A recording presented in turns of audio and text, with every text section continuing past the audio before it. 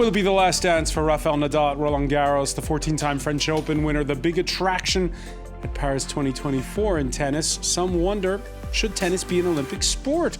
We will boldly wade into that age-old argument. The hottest ticket in town on a scorching Tuesday in Paris, Simone Biles looks to become the U.S.'s most decorated Olympic gymnast ever with the Team All-Around event. Its official name is bicycle motocross. We'll loop the loop on this edition with that newer Olympic sport, BMX freestyle. Welcome to Destination Paris, your daily dose of what's moving and shaking the games of the 33rd Summer Olympiad. I'm François Picard with Daily Beast contributing editor Craig Capitas. How are you on a record-breaking hot Tuesday in Paris? I'm really angry at you, Picard, because I was sitting over at Roland Garros this morning eating €10 ice cream, enjoying myself, waiting for the tennis, and you called me up and I had to go all the way across town to something called BMX, which I thought was a porn movie. So we're not talking. Okay, saved him money. Later, we'll be joined by Leo McGuinn, who's looking ahead to tonight's events. First, it's become a bit of a daily routine. Crossing to France 24's Clovis Casali to ask about the level and water quality of the River Seine on this sweltering Tuesday. The high heat, good news for swimmers in the triathlon event, right, Clovis? Absolutely. It's very loud around me because there's a short break from sports with a dance show. Quite astonishing, but the crowds seem very pleased. Anyway, talking about the Seine, remember yesterday, François, we got to talk to the Deputy Mayor of Paris in charge of the Games, and Pierre Abadan was telling us he was confident that the triathlon would take place today, that the quality of the water of the Seine would be good enough. Well, it wasn't. It was cancelled, and it's due to take place tomorrow. But will it? Because we are expecting rain, heavy rains tonight, and that, of course, makes the water of the Seine even more polluted. So we're not sure if there will be a triathlon tomorrow, or at least the swimming part of the triathlon. There's such heavy rains expected that certain fan zones around Paris have actually closed and told the public not to turn up tonight. Now, just to be clear for our audience, Clovis, you're at Club France, which is where French fans can gather and sometimes rub elbows with the athletes, and they got a lot to celebrate after Monday's haul. I'm showing you here the cover of L'Équipe France. This is French for wow, wahoo, it says on the cover there. So I imagine it's been pretty upbeat where you are. Indeed, a very festive mood earlier in the afternoon with the two French women who ended up in the final of the fencing, Sarah Belzer and Manon Aipeti-Brunet. The latter got gold, and she was facing, of course, a compatriot. I asked her, what is it like to be facing a compatriot? Is it friendship or rivalry that matters the most in that type of situation? Let's take a listen to the gold medalist.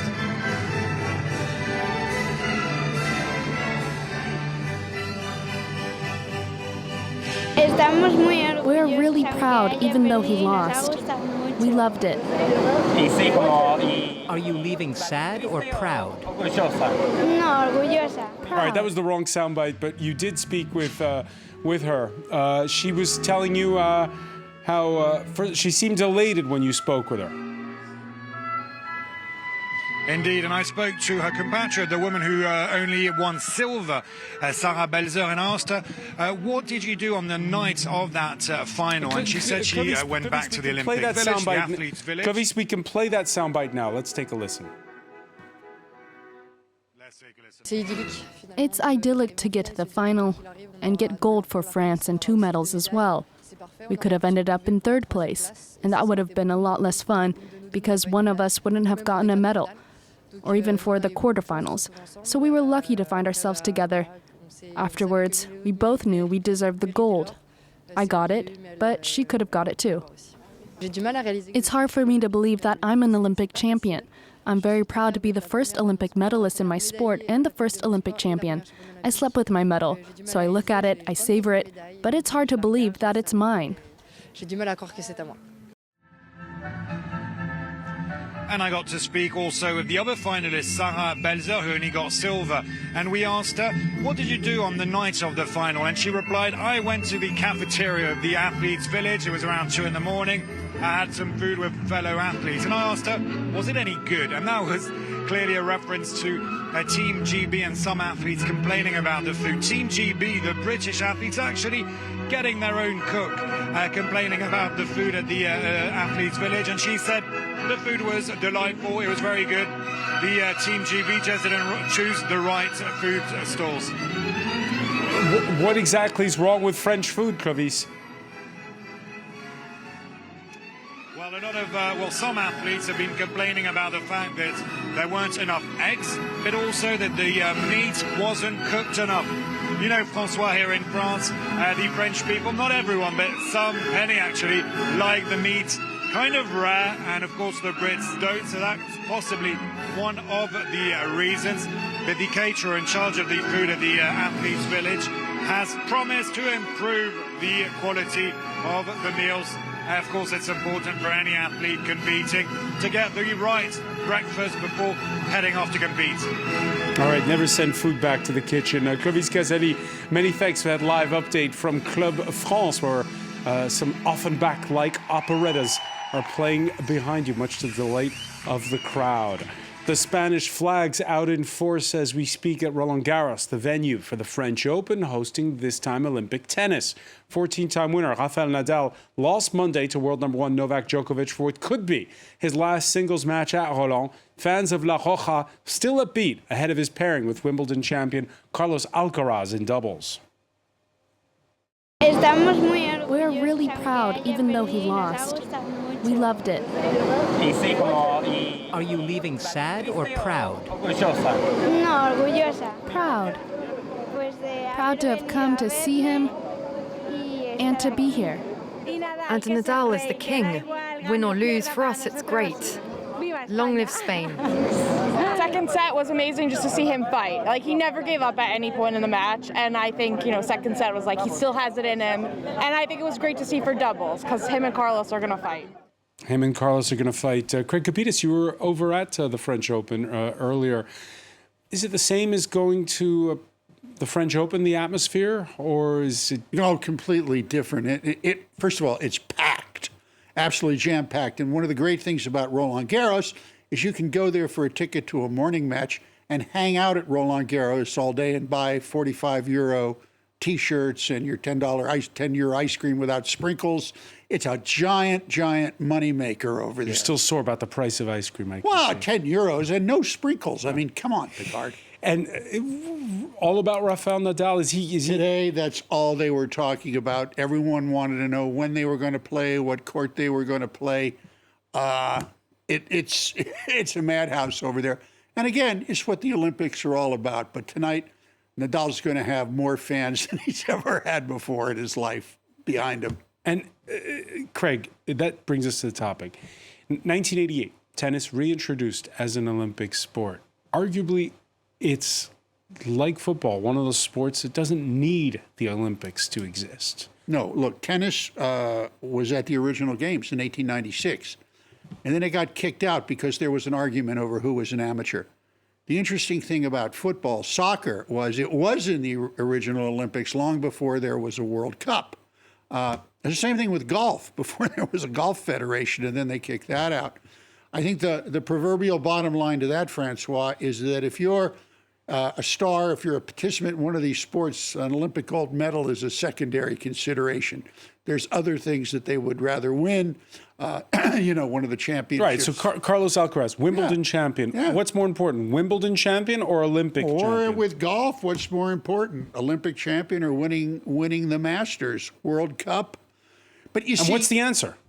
The answer is these three sports bring eyeballs to the games, and that the football is the one that is the most contentious because of FIFA, who organized the football, and the IOC get along like a mongoose and a cobra. They don't like each other at all. And there's all these... Why not? Well, because they're competing for the same fans. They're competing for the same sports dollar. And what FIFA has done is you can only play three over 23-year-olds in the men's game. The women can send whoever they want. And the way FIFA rules work is if your country asks you to come and play in the Olympics, you can say no.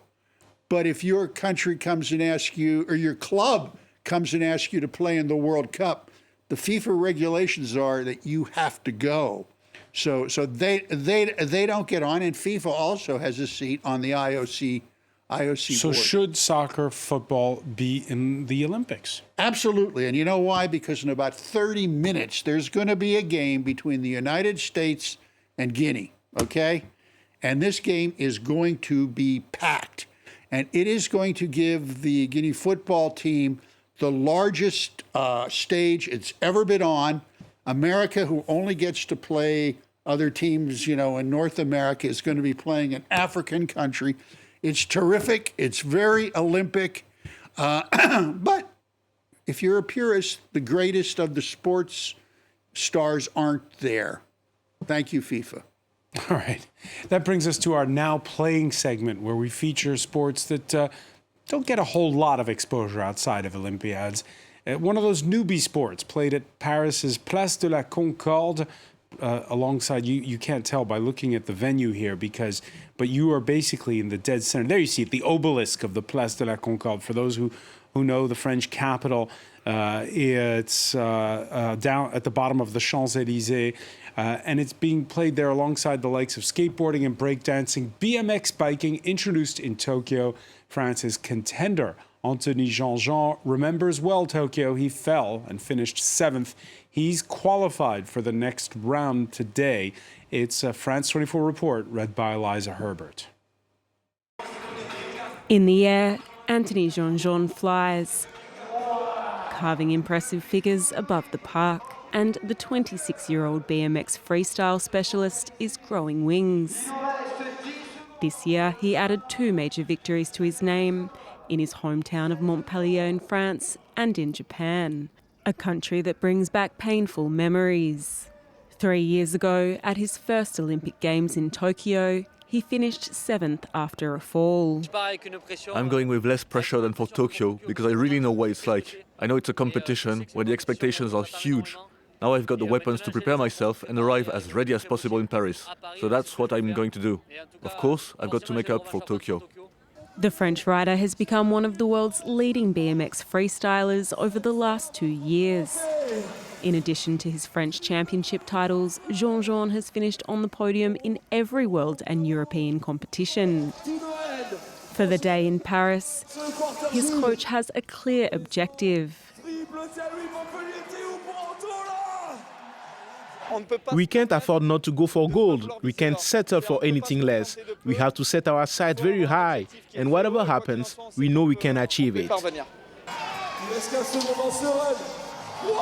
BMX freestyle has only been an Olympic discipline since the last Games in Tokyo. Anthony Jean-Jean and the French team will have a golden opportunity to make history in their home country. Craig Capitas, you took a gander down to the Place de la Concorde. It's quite stark, the contrast between these urban street sports and the setting. It was beautiful down there in the sport. It reminded me of rugby sevens with bicycles. It just crowds went crazy. A lot of people didn't understand what was going on, but you could see that these guys were great acrobats flying in the air with their flying machines. We're joined now by Leo McGuinn. Leo, your thoughts on these, what we've been calling about these X-game kind of sports in the Olympics? Yeah, I mean, we've talked about it before, haven't we? It's a clear push by the Olympics to get younger eyes and younger people involved in the games. And look, if you're going to evolve as an entity, which the Olympics are trying to do, they need to get sports like this, like skateboarding, like breaking into the games, in my opinion. Yeah, and those all taking place, Place de la Concorde. Craig Capitas, 24 hours ago, we were mentioning an Olympic sport that no longer is, dueling pistols. When you look at the BMX biking, there's an Olympic sport that never was, and that is penny farthing bicycle riding. Yes, and in fact, not many people know this, but Leo here is behind a move to get penny farthing bicycle racing back in the Olympics. He won't admit it publicly, and now we have an opportunity to actually call him on the carpet here, Leo. No comment, no comment. I couldn't possibly comment on that. I'm trying to get it back in for my ancestors, you know, the great penny farthing riders of the 1800s. Something? It is something. I'd love to see that back in the games. Yeah. I'd love to see you give it. So let me ask you, this was, when was this movement to get it? This was what, the early 20th century? Yeah, in the early, sure, around 1910, or earlier actually, they wanted to get. So at the time, were the Olympics trying to do an X Games kind of thing? No, people rode penny farthing bikes at the time, like they dueled at the time. You know, I mean, one of the things we were talking about dueling yesterday, which we didn't mention, was absolutely true. One of the things they wanted to do with the dueling was to put two guys in hot air balloons and fly them over Paris and see who could shoot them down. There were reports with drawings on this in French newspapers. So in the this late, is so 19th century. Let's not confuse penny farthings with the acrobatics we see on the BMX circuit. Could you imagine trying to do a BMX circuit on a penny farthing? That would be something, huh? I want to see it. I'd pay for that. All right. Now, penny farthings, which much to Leo's chagrin, are not about to make their return to the Olympic Games. But one of the mainstays of the Olympics, and this is more consensual, it truly is an Olympic sport, and that is gymnastics. She's already one of the greatest gymnasts of all time. Now Simone Biles looks to seal her Olympic legacy. The 27-year-old got a case of the twisties in Tokyo, only got one bronze medal. She's going for her first gold at her third games this time around. Yinko Iatade has more. It's the comeback that she and her fans were hoping for. All-star Simone Biles hungry for more Olympic glory after securing a place in the gymnastics finals for all 5 possible individual events. Whether it was on the vault, floor, uneven bars or balance beam, the 27-year-old known as the GOAT of women's gymnastics wowed fans at Paris's Bercy Arena. She's just a legend in America, our best athlete possibly. She's just the greatest gymnast we've seen in really forever. So fantastic seeing her today. It was worth the trip. It's a moment several celebrities didn't want to miss either. The gymnast drew a star-studded crowd which included Hollywood A-lister Tom Cruise and pop star Lady Gaga, as well as R&B star John Legend. They all watched on as Biles crushed her opening balance beam routine. It was then that she appeared to hurt herself, warming up for the floor exercise. She sustained a minor calf injury. That didn't stop her from delivering a dazzling triple-double of 2 backflips with 3 twists, a floor sequence that's now been dubbed the Biles 2. The gymnast is on a mission to make up for the disappointment of 3 years ago when she withdrew from multiple events at the Tokyo Games as she battled the disorientating mental block the gymnasts call twisties. She still managed to bag silver and bronze medals and was lauded for speaking openly about mental health struggles. Biles now appears to be on better form than ever. Her stunning performance Sunday winning an overall score of 59.566 in qualifiers, taking Team USA and herself into prime position for gold in Tuesday's finals. And before heading inside a short while ago to see Simone Biles, France 24's Selena Sykes spoke to us and made some new friends from across the pond.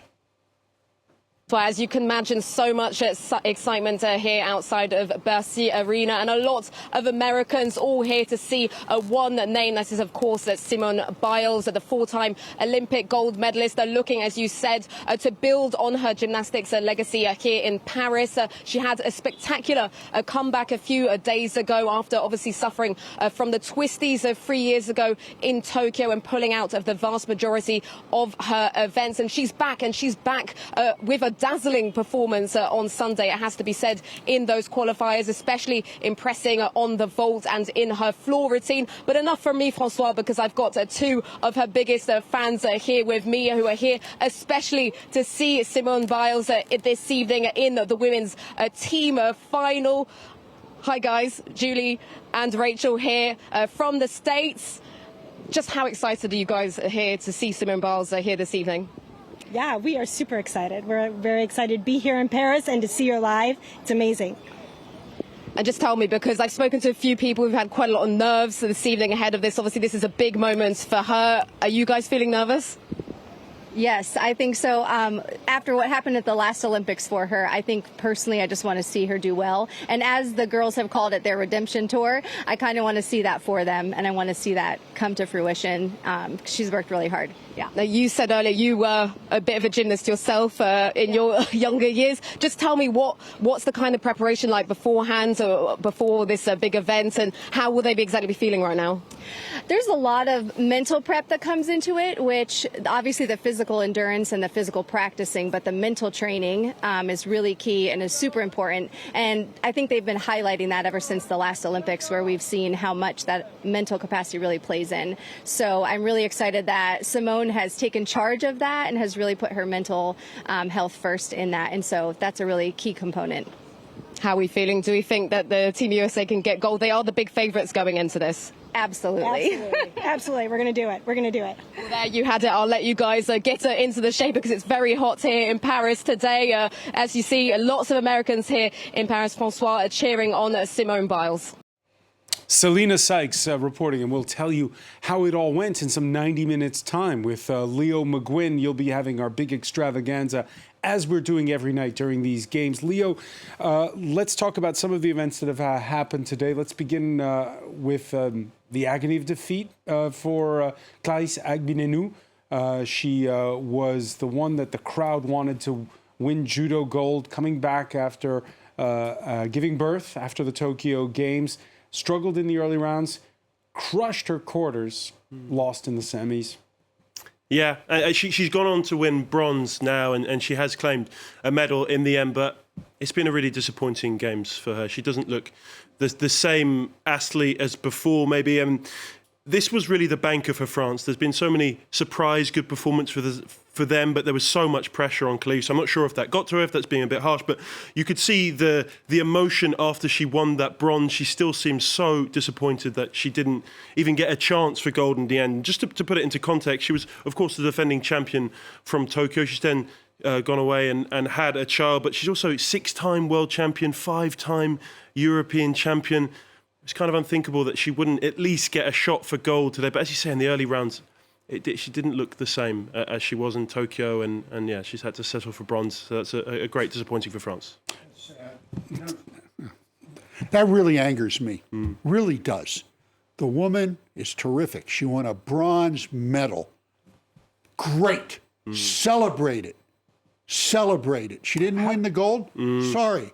She's a champion. It's starting to sound like these Nike ads. Oh, you can only win the gold.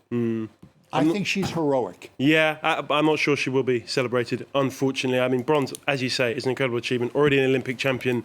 She'll have that for life. But I do think there's a sense of disappointment after only winning bronze. I mean, you say that, it's still an incredible achievement, as Craig says. You'll be watching out for those first interviews after the events.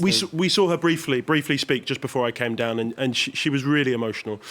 She was clearly upset, and even though she'd won bronze, she said for her that wasn't enough, and that's because she is, as I say, a 6-time world champion. She expects more. She puts herself on that high pedestal. But when the dust settles, a bronze at your home games, it's not a bad result, is it? All right. Simone Biles is the story over in the United States.